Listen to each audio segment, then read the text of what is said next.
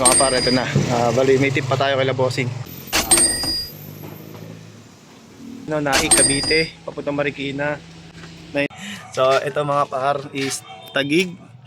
Then, diretso tayo ng Cavite mga par. So, hindi na natin sasabihin mga par, sobrang bigat. So, isa nito is 60 kilos daw. So, tingnan natin yung ating gulong.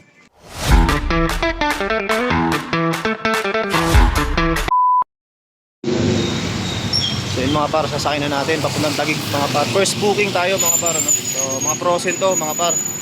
So dito tayo ngayon sa Novaliches, Bicol tapat Star Market.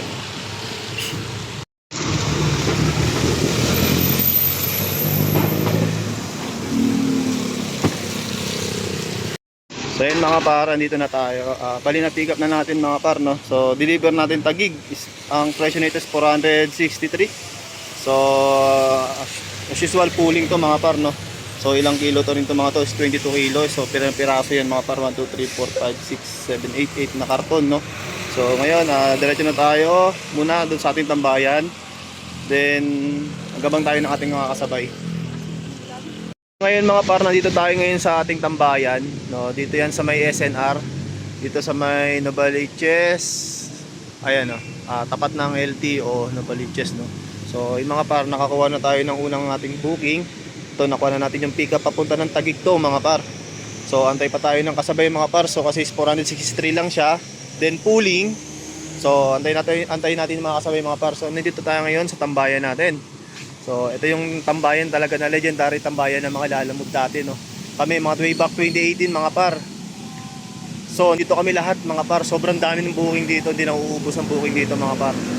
Kasi sakop na sakop mo dito mga par yung pa Novaliches, so Caloocan North, Greater Lagro. So minsan umaabot pa tayo ng diyan sa may North Fairview. Paikot to mga par, no. So di talaga masisero dito talaga noon mga par. Ayan si Paps, no, nag-aabang dito ng booking. Dito rin yan sa may sa may SNR, no, mga par.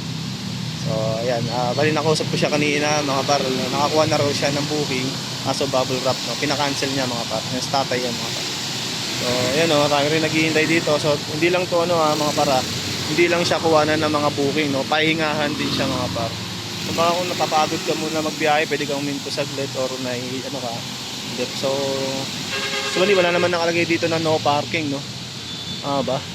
Hindi ko lang alam kung meron doon pero dito is wala naman nakalagay, no. Pero kung sakali naman inaanto ka, pwede ka naman siguro tumigil dito, no, pahinga ka lang or kumain ka ng snack saglit, nagugutom ka, no. So ayan, kasi hindi naman siya nakakapag-cause ng traffic mga par, napakaluwag dito. So yun na nga mga par, no, nakakuha na tayo ng pakalawang booking natin mga par. So papunta ng to mga par, 13 Martires Cavite. Hindi ko na video kanina mga par na nakakuha na tayo. So ito mga par lang mga par is solar battery. Ayan, solar battery daw yan mga par. Di-deliver natin ng Cavite. Mga par, ito na. Bali, may tip pa tayo kay Bossing. Alright, let's go na natin to Cavite. Then, no? So 13 Martires to mga par. So 1,129 lang yung booking mga par. So ginawa nilang 1,250. So may pang merienda na rin tayo mga par. Ito mga par is Taguig. Then diretso tayo ng Cavite mga par. So hindi na natin sasabihin mga par, sobrang bigat. So isa nito is 60 kilos daw. So tingnan natin yung ating gulong. Ala, grabe. Dapan-dapa mga par. Dapan-dapa yung gulong natin mga par. So sana kayanin ni Makibaho. Pasensya na Makibaho, no? So kailangan natin kumita. So let's load na natin itong pangalawang booking natin, no. So 13 Martires to mga par. So 1,129 lang yung booking mga par. So ginawa nilang 1,250. So may pang merienda na rin tayo mga par. Check 315, no. So 315. So nandito na tayo ngayon sa C5 Ateneo. So mapapansin niyo mga par, walang traffic dahil walang pasok. So ang sarap ang biyahe natin mga par, simula Fairview hanggang dito wala pa tayo na ng traffic. So bilis ng biyahe natin ngayon mga par.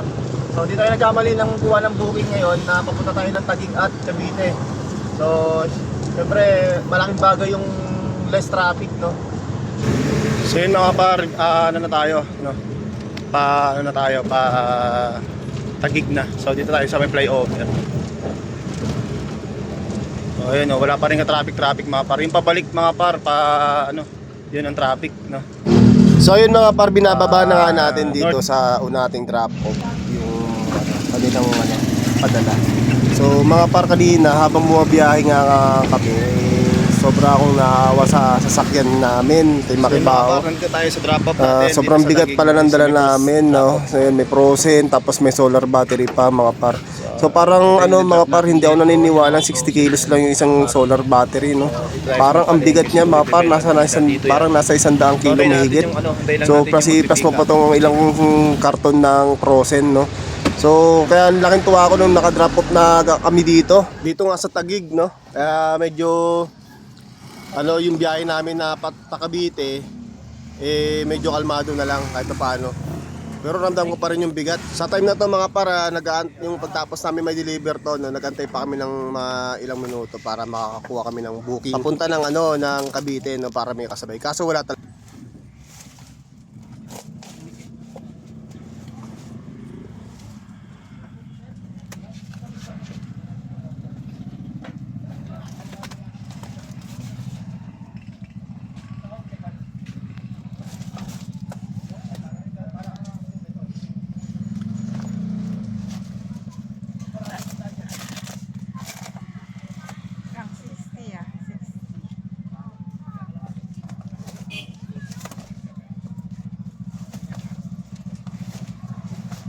Para deliver na natin.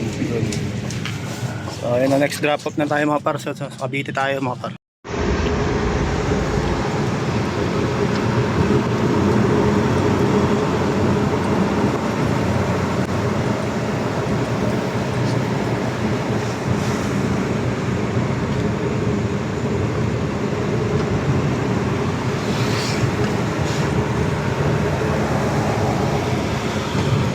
Mga parang dito na tayo ngayon sa may service road, no?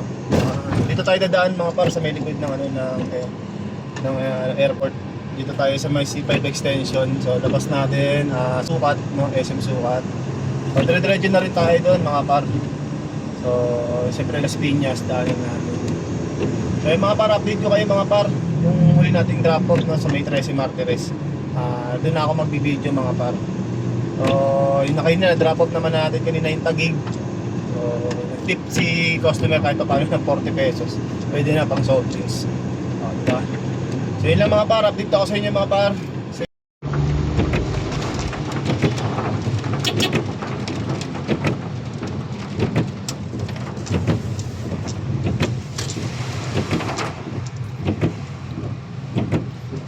Dito na sa akin po ba?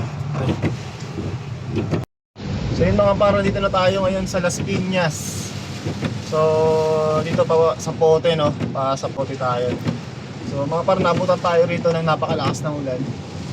So lakas ng hangin mga par, nakakatakot. Pero sana wag naman malakas yung ulan, kahit yung hangin medyo bahagya lang naman sana. Sana dumaan lang din yung ulan. Medyo nawawala naman siya, tapos nagkakaroon, lumalakas. Pabugso-bugso kung tawagin, no? So, yun. Sana hindi tayo bakain dito, no? So, binabaka kasi lagi dito sa Las Piñas. Lalo yung sa may Cavite, yung mga dadaanan natin. So, update na lang ulit ako sa inyo mga par. So, yun mga par, dito kami sa may Sapote. So, yun, napakalakas pa rin ng ulan mga par. Wala pa rin tigil. So, yun. Update ako mamaya.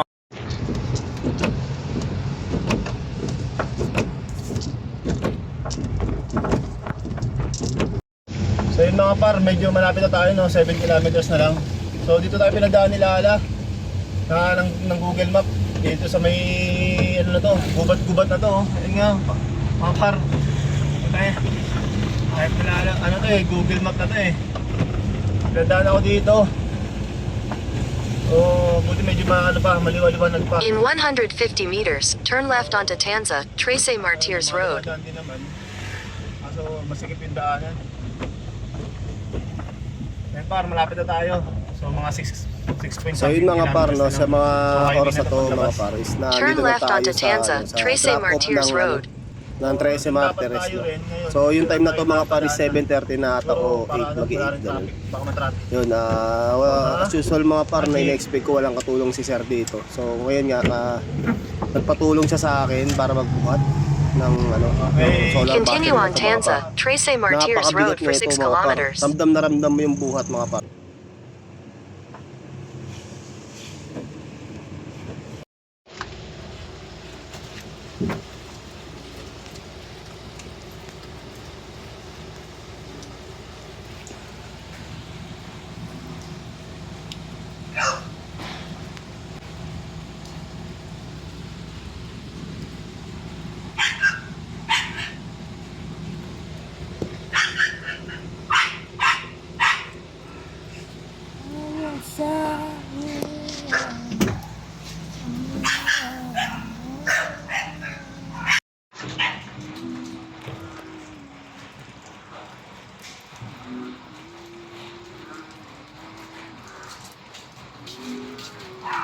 So yung mga par, na-deliver na natin. So ayan, unload na natin. Ito sila. Ayan, okay. So yun mga par, na-deliver na natin lahat. So nandito kami ngayon sa 13 Martires. So minto muna ako dito sa isang gasolinahan. At i-check natin yung mga gulong natin. Grabe mga par, sobrang bigat ng dala natin kanina. 3 battery daw ng solar yun. Putang na, parang nasa 150 kilos yung isa. Grabe, hirap na hirap kami buhatin. Buti nagdagdag si customer ng ng 150. So okay naman yung mga gulong. Checkin ko lahat, So, lagi kasi ng biyahe natin. Buti nagbigay si customer. Buti nagbigay pa si customer ng 150. Yan, nagdagdag siya ng 150 pesos na tip. Dahil dahil wala siyang katulong magbuhat eh. Ako yung pinatulong niya magbuhat, grabe. Sobrang bigat, nasa 150 kilos ata yung isa nun. So, dito kami, nag-aabang rin kami ng booking. So, pahinga muna. Mamaya kakain muna kami. Then, habang nag-aantay ng booking, kakain muna kami. So, yun mga par. Sana makakuha tayo pabalik, Tignan natin kung lugi ba o panalo tayo ulit. So, yun mga par, kumain muna kami rito sa Lomi. Ayan si Makibao. Model kami ng Lomi Batangas. Mukhang marami dito kumakain mga par. Dami sticker. So yun mga par, kain muna kami. Ito sa Lomi.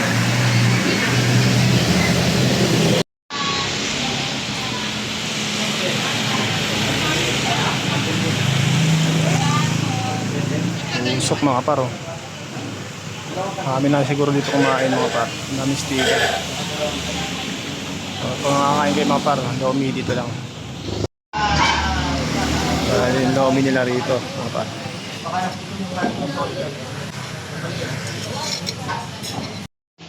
So yun mga par, nakakuha tayo ng booking papuntang Marikina. So paid by Lala wallet So itong lamesa na mahaba. Buti nagkasya mga par. So dito tayo sa Naik, Cavite, papuntang Marikina. 960 paid by Lala. Pwede na rin mga par. Kaysa wala tayong pauwi. So, nag-uulan pa rin. Okay. So yun mga par, kukwentahin natin yung kinita natin. So yung una nating booking is 1129. So bali 14 yun mga par So 14 kasi kasama yung tip. Yung 120 plus something yung tip sa pick up. Tapos 150 yung sa drop off sa may 13 Martires. So 14, ito yung mga para ating booking sa Caloocan North to 13 Martires So 14 plus yung ating booking ng Taguig 473. So tapos plus yung ating nakuhang booking na pabalik na paid by Lala. So ito yung 890. So yan mga par, bali ang ating kinita total is 2,763. 2,763 mga par, less na natin dyan ng ating kay Lala Move na 20%. So 22 na lang. Then less natin dyan mga par yung kinain namin na halagang 200 pesos. Then yung ating ginas na 500 pesos. So yun mga para, bali ang malinis natin is 1.5 So 1.5 yung ating malinis. So syempre less pa natin dyan yung 890 na na kay Lala Move kasi paid by Lala Move siya. So ang matitira natin na ating cash is 600 lang mga par. So yun mga parang ating lumabas lang natin kita na nag long ride tayo kay Lala Move ng ating 4 wheels So to Caloocan to 13 Martires. So ang malinis lang natin is 600 lang mga par.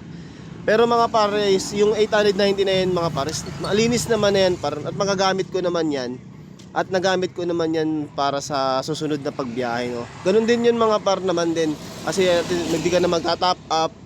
So syempre ganun din naman pag babiyahe ka, magta-top up ka mga par. Kaya okay na rin to mga par, no?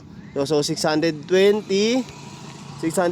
plus 890. So 1.5 rin mga par, no? So nakagala pa kami ng aking misis na nakakain kami ng masarap na lomi doon sa 13 Martires. Yun lang mga par, maraming salamat sa panonood na pagsubaybay sa aking journey bilang isang Lalamove driver. Maraming salamat mga par. Please subscribe